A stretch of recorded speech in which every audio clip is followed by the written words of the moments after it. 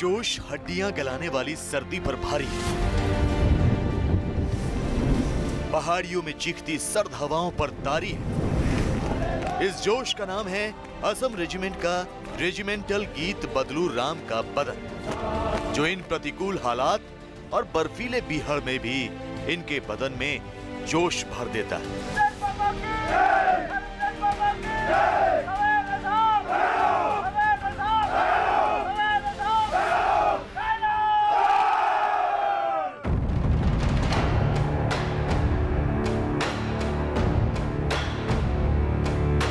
Assam regiment की ये टोली ऐसे दुर्गम इलाके में तैनात है जहां आम आदमी कुछ दिन भी नहीं गुजार सकता। समुद्र तल से 16,000 फीट की ऊंचाई, इंसानी हौसले की कड़ी परीक्षा लेने वाला -40 डिग्री सेल्सियस का तापमान। आदमी तो आदमी, मशीनें भी काम करना बंद कर देती हैं।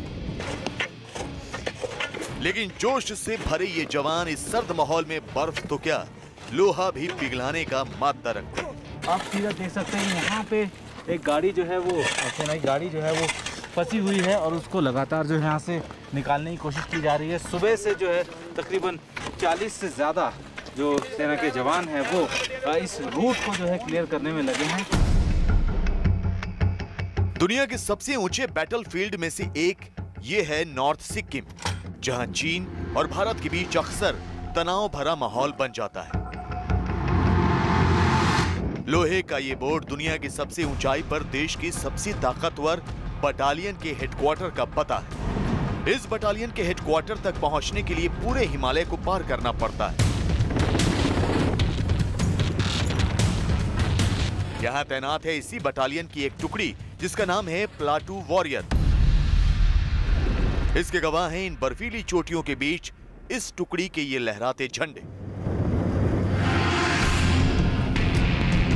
इस टुकड़ी को प्लाटू वॉरियर इसलिए कहा जाता है क्योंकि नॉर्थ सिक्किम का ये एकमात्र इलाका है जहां तिब्बत के पठार पर भी भारत की सीमा है। ये भी कह सकते हैं कि तिब्बती पठार कहे जाने वाले इलाके का कुछ भाग भारत के पास भी है, लेकिन चीन इसे अपना मानता है। इसी तनातनी से निपटने के लिए पूरे इलाके की सुरक्षा का जिम्मा प्लाटू वॉरियर के कंधों पर है। इन वॉरियर्स का एक स्मारक भी बना है जिसका ध्येय वाक्य है कि यहाँ पराक्रम और चुनौतियों से निपटना ही जीवन रेखा है।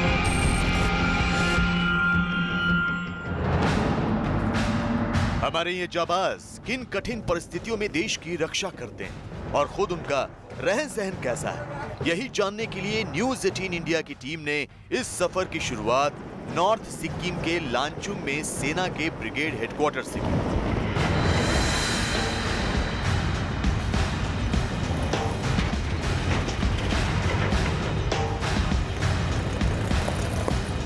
बंकर तक का सफर काफी जटिल और चुनौती भरा है।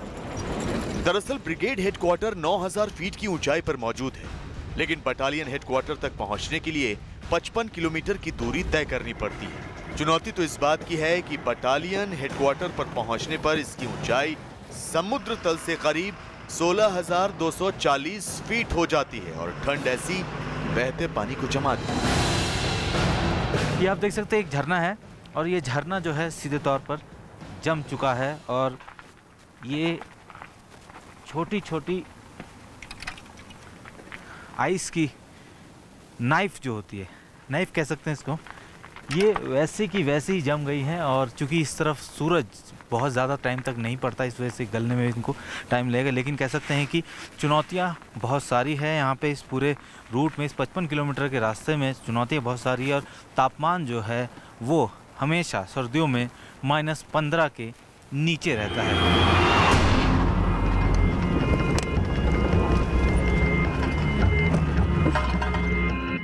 हमारी टीम पहले पहुंची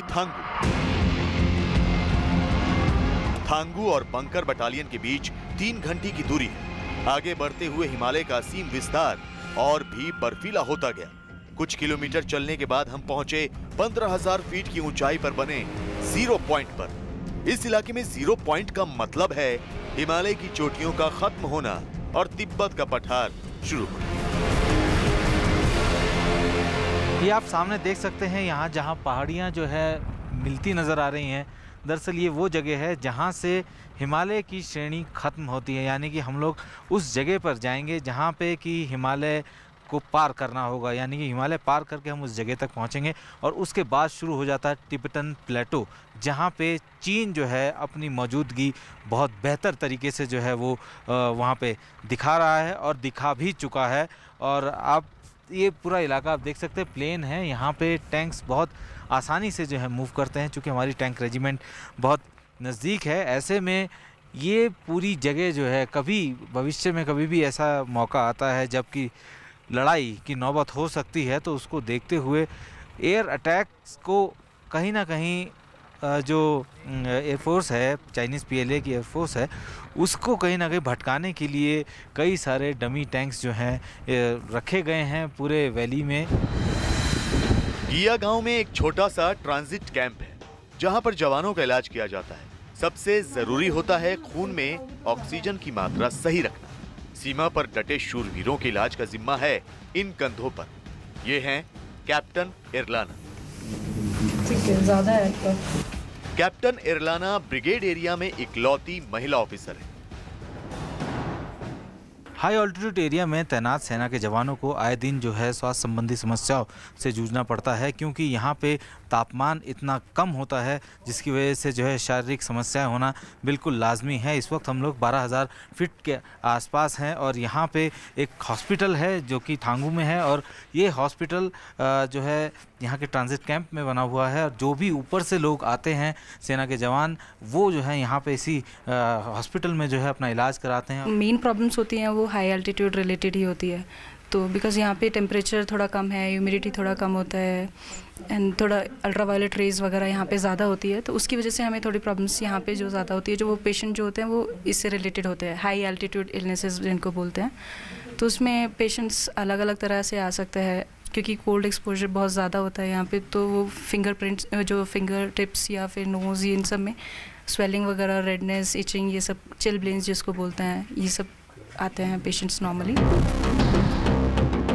मुश्किल हालात में सीमा पर डटे जवानों की सुरक्षा के लिए DRDO ने ऑक्सीजन शेल्टर बनाया है, जहां पर जवानों को ऑक्सीजन दी जाती है। ज्यादा ऊंचाई पर रहने की आदत ना होने के चलते हमारी टीम को भी डॉक्टरी जांच करानी पड़ी। इसके बाद हमने ऑक्सीजन शेल्टर का जायजा लिया ताकि पता चल सके ये सेंटर किस तरह से चलाया जाता है। 15,000 फीट पर स्थित गैगोंग में ये एक ऑक्सी रिच शेल्टर है, और इस शेल्टर की सबसे ख़ास बात ये है कि यहाँ पे ऑक्सीजन का लेवल जो है उसको मेंटेन किया जाता है। हाई ऑल्टीट्यूड एरिया में जब भी किसी को ऐसी दिक्कत होती है कि उसमें बॉडी में या ब्लड में ऑक्सीजन की कमी हो रही है, और उसको जो है प्रॉपर ट्रीटमेंट देने के लिए यहाँ पे जो है एक ऑक्सी रिच शेल्टर जो है DRDO ने तैयार किया है, ताकि एक साथ जो है कई लोगों को ऑक्सीजन दी जा सके। अगर एक सिलेंडर प्रोवाइड करने से हम एक ही पेशेंट को देख सकते हैं। ये ऑक्सीजन रिच शेल्टर बनने का मेन उद्देश्य उसे है कि अगर ज़्यादा लोग हैं, अगर ज़्यादा पेशेंट एटलीस्ट 5 to 10 आने से ना हम इसको रख सकते हैं एट ए टाइम। कितनी देर रखना पड़ता है यहाँ पे इस पेशेंट को? मतलब इतना टाइम ना डिपेंड्स ऑन इंडिविजुअल है, वो कब तक कंफर्टेबल महसूस होगा तब तक इसमें रखा जाता है। ये यहाँ पर माइन बिल्ड लगा रखा है सर। क्या लगा रखा है? माइन। ऑक्सीजन शेल्टर का जायजा लेने के बाद हम पहुंचे पठारी इलाके में।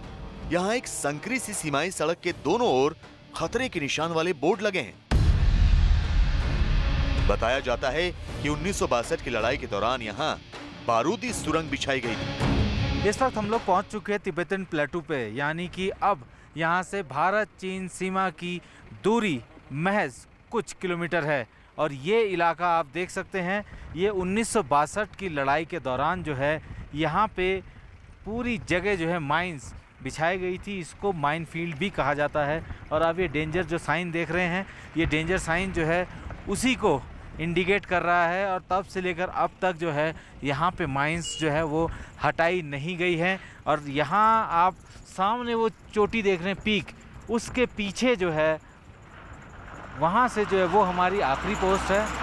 और उसके बाद जो है चाइना शुरू हो जाता है।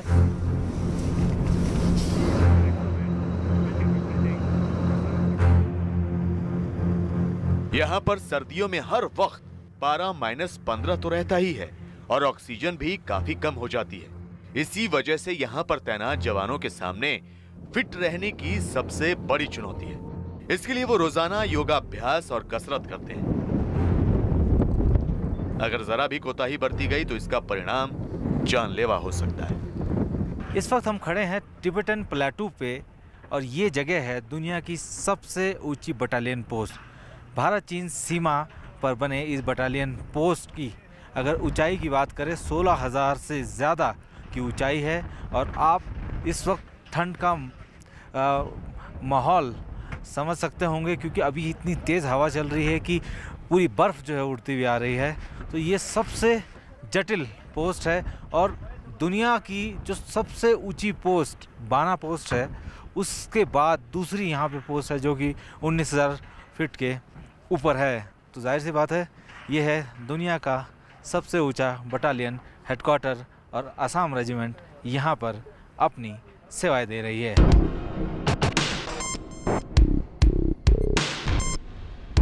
इतने खतरनाक गश्त एरिया को देखने के बाद हमारी टीम आखिरकार उस बंकर पर पहुंची जहां दुनिया के सबसे ऊंचे स्थान पर बटालियन हेडक्वार्टर है।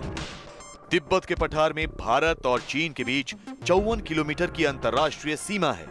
सीमा से मात्र 20 किलोमीटर दूर चीन की एक बड़ी टैंक रेजिमेंट है।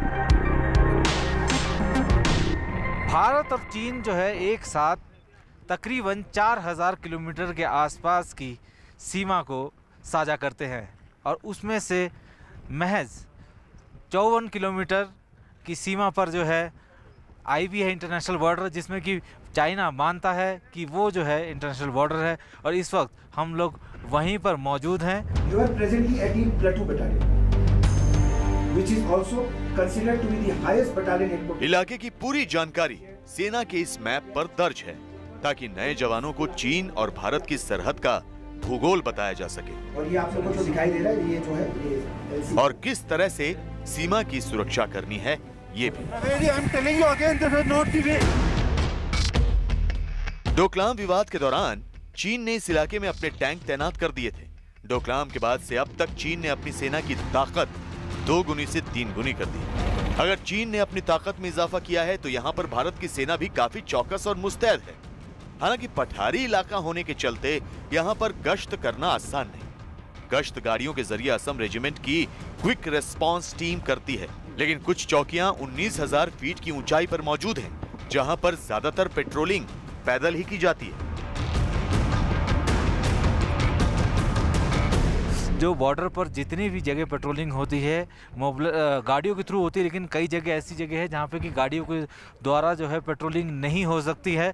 तो आप देख सकते हैं कि सामने ये फुट पेट्रोल है जो कि एक पेट्रोलिंग ड्रिल के लिए आगे की तरफ गया है और इस तरीके से लगातार जो है ये पेट्रोलिंग जारी रहती है। 54 किलोमीटर की भारत चीन सीमा पर कटीली तारों से नहीं बल्कि पत्थरों के ढेर से डीमार्केशन किया गया है, जिन्हें स्कॉटलैंड की भाषा में क्रेन्स कहा जाता है। इस सीमा का रेखांकन 19वीं सदी के आखिर में ब्रिटिश हुकूमत के एक स्कॉटिश ऑफिसर ने एंग्लो चाइनीज करार के दौरान किया था। 54 किलोमीटर के इलाके में 23 क्रेन्स मौजूद हैं। साइकोलॉजिकल गेम खेलने में माहिर चीन हमेशा सीमा के नजदीक ही अपनी हरकतों को अंजाम देने की कोशिश में रहता है, चाहे वो अपनी सेना को मोबिलाइज करे या फिर टैंक रेजिमेंट की हलचल दिखाए। इस वक्त असम रेजिमेंट इस इलाके की सुरक्षा की जिम्मेदारी उठा रही है। गश्त से थके मांदे इंसानी हौसले को हिला देने वाले हालात से लड़ते हुए ये जवान जब अपने बैरकों में लौटते हैं तो माहौल मनोरंजक बनाया जाता है।